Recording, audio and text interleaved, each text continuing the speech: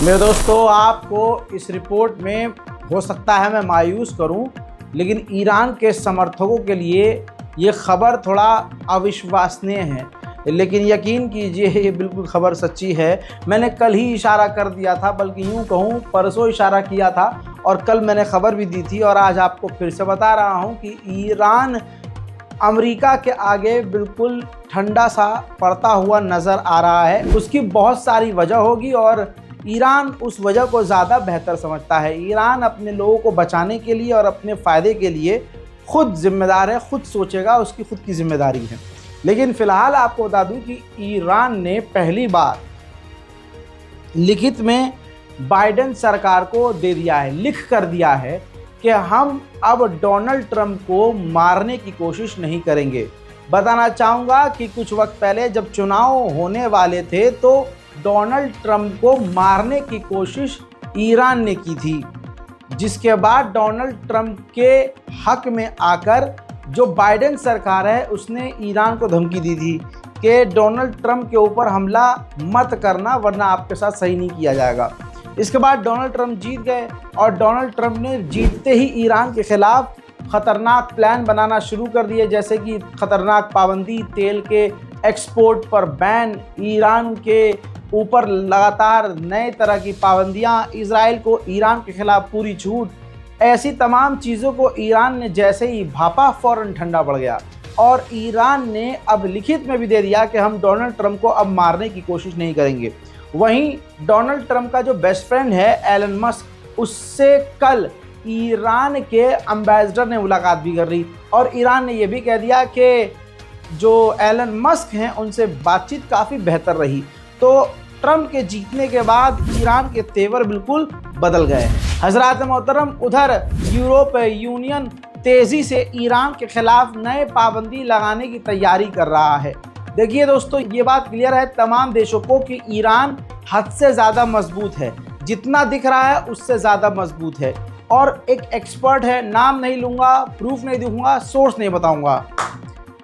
मामला ये है, जो अंदर की खबर है कि ईरान बड़ी तेज़ी से अंदर ही अंदर बूस्ट हो रहा है।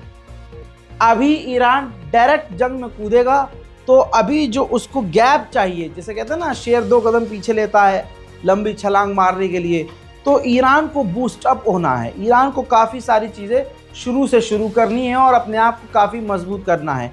इस वजह से वो दूसरे देशों के साथ फ़िलहाल जो उसके एंटी जो देश हैं उनके साथ वो नॉर्मल होने की कोशिश कर रहा है। अब देखिए, IAEA के चीफ के साथ ईरान नॉर्मल हो गया है। ये तस्वीर देखिए, अपने न्यूक्लियर पावर प्लांट पर भी ईरान IAEA के चीफ को लेकर गया है। बेनिफिट ये हुआ है कि IAEA के चीफ ने कहीं भी ये नहीं कहा कि ईरान यूरेनियम को बढ़ा रहा है, परमाणु बना रहा है, अंतर्राष्ट्रीय लॉ का उल्लंघन कर रहा है। तो देखिए, ईरान यहाँ पर फ्लेक्सिबल हुआ है और उसका फ्लेक्सिबल होने का फ़ायदा ईरान को मिल रहा है। ईरान के ऑफिशियल ने दूसरी तो जो बात कही है वो जेन्युइन है, वो सटीक है, वो पूरी दुनिया, मैं भारत के मुसलमानों की गारंटी लेता हूँ। भारत के मुसलमान पिछले कई सालों से जो सोच रहे थे, आज वो ईरान के ऑफिशियल ने कहा है। ईरान के ऑफिशियल ने कहा है कि पूरी दुनिया के जो मुस्लिम देश हैं उन तमाम मुस्लिम देशों की मिलिट्री को मिलकर वेस्ट के खिलाफ एक हो जाना चाहिए।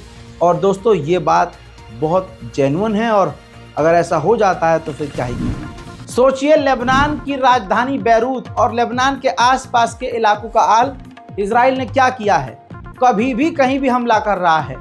अब सोचिए, जहां से लोग भाग रहे हैं वहां पर ईरान के सुप्रीम लीडर के स्पेशल एनवॉय और सुप्रीम लीडर के एडवाइज़र पहुंच गए।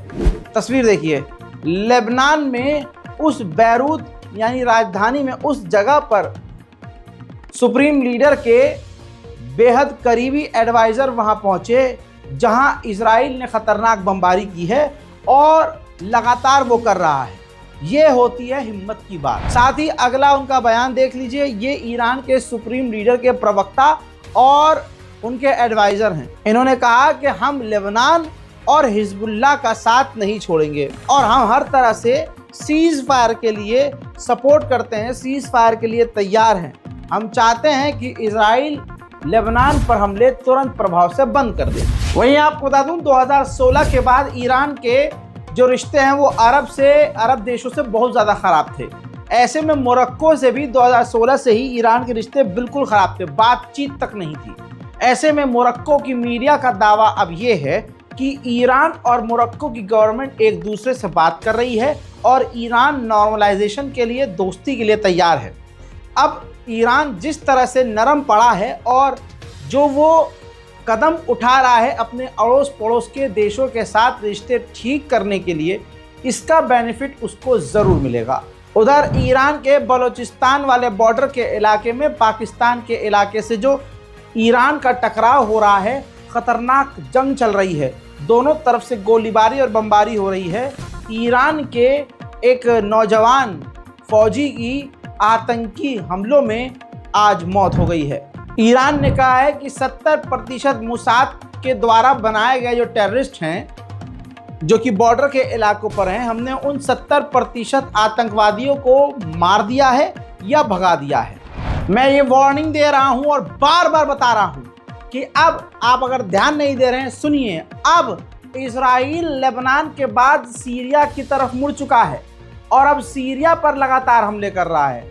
याद रखिएगा, 12 घंटे के अंदर इजराइल ने 6 से 7 मरतबा एयर स्ट्राइक सीरिया की राजधानी दमिश्क पर किया है। सीरिया एक ऐसी जगह है पूरी दुनिया में जो पूरी दुनिया का मैदान जंग है। दुनिया भर की तमाम बड़ी बड़ी जो कंट्रीज़ हैं उनकी मिलिट्री वहाँ मौजूद है और पूरी तरह से कमज़ोर, लाचार और बेबस देश है। आपको पता है इजराइल ऑलरेडी वहाँ पर मौजूद है और इजराइल नॉर्मली अपने टैंकों को, आर्म व्हीकल्स को ऐसे ही बिना रोक टोक के सीरिया के अंदर लेके जा रहा है। ज़रा ये तस्वीर देखिए, ये इजराइल के टैंक ओपनली, फ्रीली, बिना इन्हें कोई रोके टोके अंदर जाने दे रहा है। आपको पता है सीरिया की सरजमीन पर ये इजराइल के टैंक बिना किसी रोक टोक के घुस गए, क्योंकि सीरिया इतना मजबूत ही नहीं है। सीरिया के फौज भी अगर आकर रोकेगी तो सीरिया की फौज के सर में इजराइल की सेना गोली मारकर कत्ल कर देगी। अफसोस यही है कि इंटरनेशनल लॉ फर्जी का इंटरनेशनल लॉ है, इजराइल के लिए कोई अंतर्राष्ट्रीय कानून नहीं है। वहीं इजराइल पूरी ताकत से, गजा की तस्वीर देख लीजिए, गाजा के अंदर मकानों को भी बम लगा लगा कर उड़ा रहा है। उधर अगली तस्वीर ये देख लीजिए, सामने मौजूद गाजा के अंदर एक स्कूल को इजराइल के सैनिकों ने आग लगा दी और फिर इजराइल का झंडा लहराते हुए खुशियां मना रहे हैं। ठीक इसी तरह से ये देखिए, स्काई न्यूज़ ने इस खबर को भी शेयर किया है कि एक गाजा की पूरी बिल्डिंग, अपार्टमेंट को उड़ाकर, बम लगाकर उड़ा दिया और इजराइल के सैनिक इस पर खुशी मनाते हुए नजर आ रहे हैं। पिछले 24 घंटे में इजराइल ने 1 लाख फिलिस्तीनियों को नॉर्थन गाजा से निकाल दिया है। ये समझ लीजिए कि पूरे गाजा पर इजराइल का कब्जा लगभग हो चुका है। वहीं UNRWA के हेड ने कहा है कि पूरा महीना गुजर चुका है, इजराइल हमें फिलिस्तीन गजा में काम करने नहीं दे रहा है। हम जो मदद ले जाने की कोशिश कर रहे हैं, पूरा महीना हो चुका है, इजराइल हमें अंदर घुसने नहीं दे रहा है। वहीं कल जुमा एक बार फिर से ऐसे ही निकल गया, फिलिस्तीनियों को बैतुल मुकद्दस में जाने नहीं दिया, मजबूरी में मस्जिद अल अक्सा के बाहर नमाज जुमा अदा करनी पड़ी।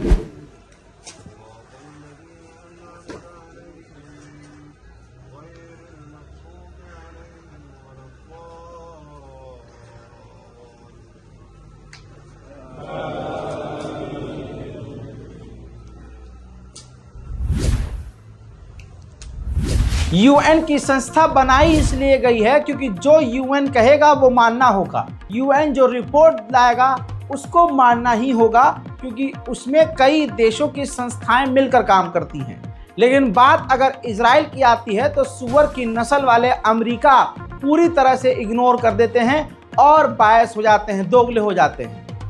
अमेरिकी गवर्नमेंट के प्रवक्ता ने कहा है कि यूएन ने जो रिपोर्ट पेश की है, जिसमें बताया है यूएन ने कि इजराइल वॉर क्राइम कर रहा है, इंटरनेशनल लॉ का उल्लंघन कर रहा है, हम ऐसा नहीं मानते। इस रिपोर्ट को हम खारिज करते हैं। सुनिए। It relates to the UN Commission. I've seen some of that reporting, and we've seen some language coming out of that indicative of their belief that some of the actions could be constituted as, and this is their phrasing, genocide. That is something we would unequivocally disagree with. Again, we think that that kind of phrasing and those kinds of accusations are certainly unfair. मेरे दोस्तों, Gaza और फिलिस्तीन का यह हाल है जो मैंने आपको बताया है। इस बारकोड का इस्तेमाल करके गाजा और फिलिस्तीन की मदद के लिए आप लोग आगे आ सकते हैं। मेरे दोस्तों, इसके अलावा दोनों हाथ बुलंद करके गाजा, फिलिस्तीन समेत पूरी दुनिया में मुसलमानों के लिए दुआ कीजिए और इस रिपोर्ट को शेयर कीजिए। जय हिंद।